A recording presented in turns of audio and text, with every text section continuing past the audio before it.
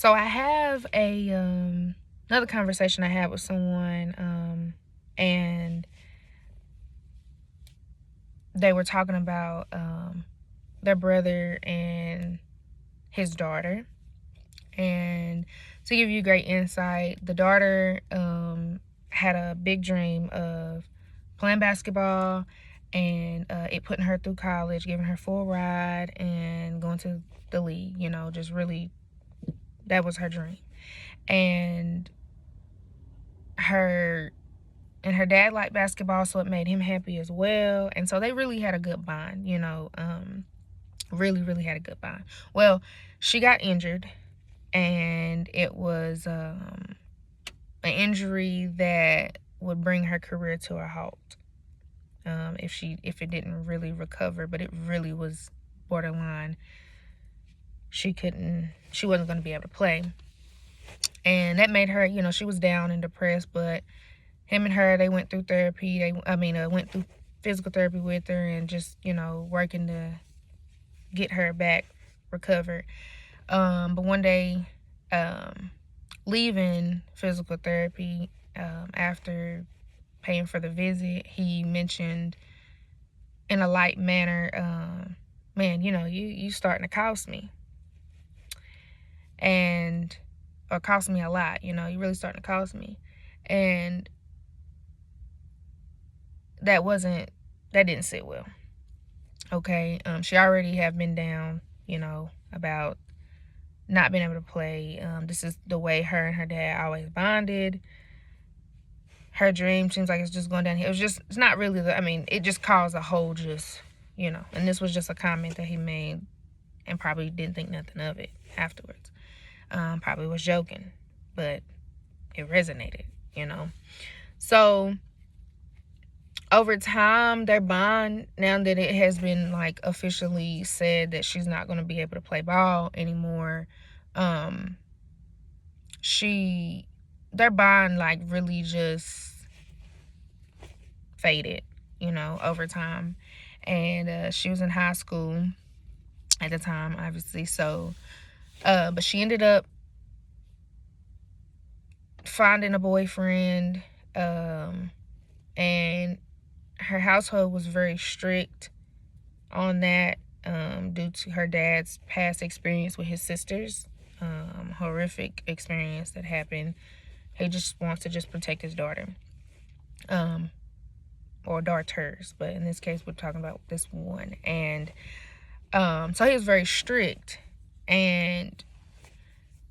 but he also noticed that their friendship, their bond was, she doesn't go fish with him anymore. She's not interested in a couple of these other things, not interested in these things that they used to, enjoy together. It's just kind of just going downhill. But she is getting older and she wants to work and stuff. And so he buys her a car and she has a phone. And, he is yearning for her, just the smile that she used to have, the energy she used to give, just be so excited to see him. He's seeing that is diminishing. And she has found a boy, and has fallen in love. And basically this boy has filled this void. The boy, I'm not sure if the boy knows that he's filled this void, but he may, because she may have been more comfortable talking to him about it, or may have not. She just, he is like the next best thing, that fills that void. And I'm looking at it okay, maybe she doesn't know how to come to her dad. He's strict, but he does say, make sure you keep good grades and this and that. And so she keeps good grades. So she was doing everything that the dad asked of her. So it really was everything that she was doing, that she was sneaking to do with this boy, was under the radar. It just wasn't even sensed, and I guess dad thought that his strict parenting was working, hadn't heard anything, but then she started getting in trouble. It started to get stronger. This bond started to get stronger. She started to do things by all means necessary, and started to just try to, and she would get in trouble, and him trying to talk sense into her that just wasn't even what, she was acting out on behalf of wanting that attachment back with her dad. He was being strict, trying to protect her from something, but he would also give her everything that she ever wanted, because when he does do that, he got this smile that from her that he had missed all this time, but it was temporary, and so it just, I guess it became like a chemical rush, just anything I can do to make my baby girl happy. And you may have heard that from plenty of people, So time keeps going. She's about to graduate now, they've told her, she got more responsibility. They allowed her to work. They gave her a car. As long as you take your little sister to back and forth to school, and you make sure you go to work. And she would go work out. She used to go work out before she got injured at 4 in the morning, 3 and 4 in the morning, at a gym. But she started getting into trouble. She would go to places with her little sister, supposed to take her somewhere, and she's gotten calls and she's in the car and hair's all over her head. Or, she's went to work out, but the phone is in the locker. This day and age, you got headphones and phone and music in your ear, so why's your phone in the locker, is what she said. Her phone's in the locker. I couldn't, whatever. And this time has just came. Well, it's finally about to be her time to, it's about to be her 18th birthday. And she already has this plan, because she just recently, her and her sister just got in trouble talking to boys. And they got their phone taken for a day, but it was felt like eternity. But she knows that she's grown, and she has it made up in her mind that basically she's moving out. Soon as she turns 18, she's moving out. She's gonna probably go be with that boy, go this and that. That's just her goal in mind. That's all she knows. And dad is very sentimental. Oh my gosh, she's getting older, but one thing that she doesn't have in her head and know is that, of course, who's to say you can take that car with you? Who's to say you can take that phone with you? People, kids, us, all of our little thoughts and stuff, we had this whole thing mapped out, but you may not have had a car. I didn't have a car, but I still had a dang good plan, it felt like, in my head, when I had those moments in time in my life when I was just like, I cannot wait to be 18. Can't wait to be grown. Can't wait to... And I'm here to tell you that it felt just like the day before when I was 17. So it wasn't much of a change. But anyways, back on subject, he gave her everything that he could to get what he get. And I'm sure he felt like, dang, it's like she's having an affair, not literally, no one's dating their kids and their parents. No one's doing that. But just it's like, dang, I don't have that bond with my daughter, and then she's head over heel, and it's all an attachment thing.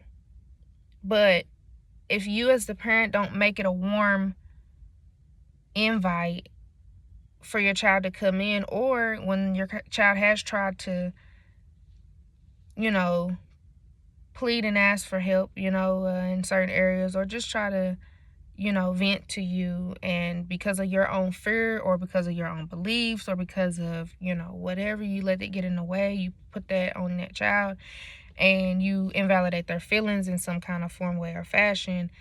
Just like, as an adult, it only takes once, sometimes takes twice, but it usually only takes once to see what someone's emotions or feelings toward whatever, or if they invalidate your feelings once or your emotions once, you could just shut down.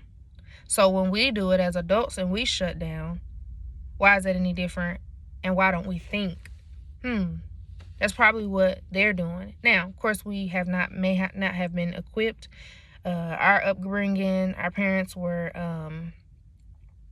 you gonna do what I say and not as I do, and because I said so, and I'm not trying to hear what you got to say. That's you're just young, you think you know it all, you just, and all of those quotes invalidate our feelings and emotions, so then we no longer come to them. Now, they always say, you can talk to me about anything. Well, tried it, and it didn't go so well. You get what I'm saying?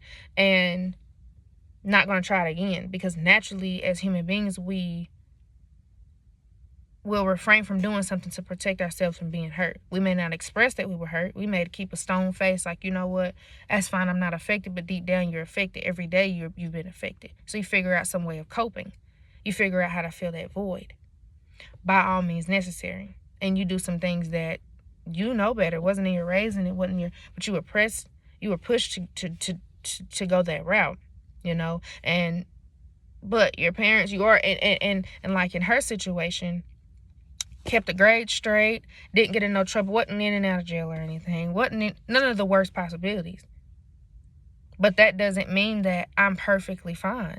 That doesn't mean I have any feelings and emotions or going through different phases in my life. And parents don't think on that. So once he tried to talk to her once at one point, and she just finally admitted, like, yes, I was talking to this boy. Yes, I snuck out and I did this and that. I don't know if he was prepared for that, but I do know one of the comments that she said was, well, you and mom was doing it. And I don't know how he responded to that either. But they did have her at 14. She came into this earth where her mom was 14. Let that sink in. Again, let that sink in. So I just need to express that, because we got to get a fresh perspective on things. We got to get a different look, a different outcome on things, and which will lessen the outbursts of behavior. So then you're not addressing behavior, you're now learning. Get a fresh perspective to learn how to address the root and find out what the root is, and be genuine about it. Don't say, here, go ahead, what is it, what? Because body language and tone is everything. But just think about it. What were you doing at that age, and why? And what were the valid thoughts that were valid to you as to why you were doing what you were doing?